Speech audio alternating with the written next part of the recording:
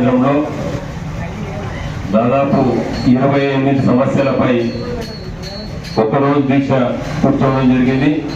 ముఖ్యంగా ప్రధాన డిమాండ్ ఏమంటే ఐజ మండల కేంద్రంలో రెవెన్యూ డివిజన్ ఏర్పాటు చేయాలని, అదేవిధంగా డిగ్రీ కళాశాల ఏర్పాటు చేయాలని, నూతన కోర్టు భవనం, రిజిస్ట్రేషన్ ఆఫీస్ 50 పడకలకు, ఇప్పుడున్నటువంటి పిఎస్సిని 50 పడకలకు అప్గ్రేడ్ చేయాలని, ఈ రకంగా ప్రధానంగా 28 డిమాండ్లతో కూర్చోవడం జరిగింది.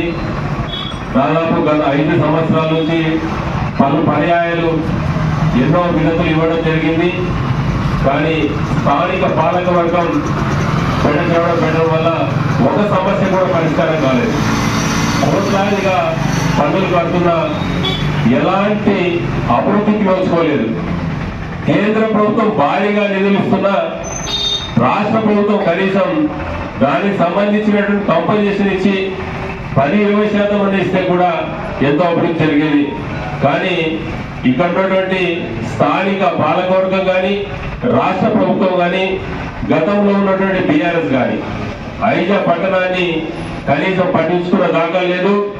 వెంటనే రాబోయే పాలకవర్గం సర్వసభ్య సమావేశంలో ఈ 28 డిమాండ్లను వెంటనే ఈ యొక్క 28 పొందుపరిచి ఈ యొక్క తీర్మానం చేయాల్సిందిగా భారతీయ జనతా పార్టీ తరఫున డిమాండ్ చేయడం జరిగింది.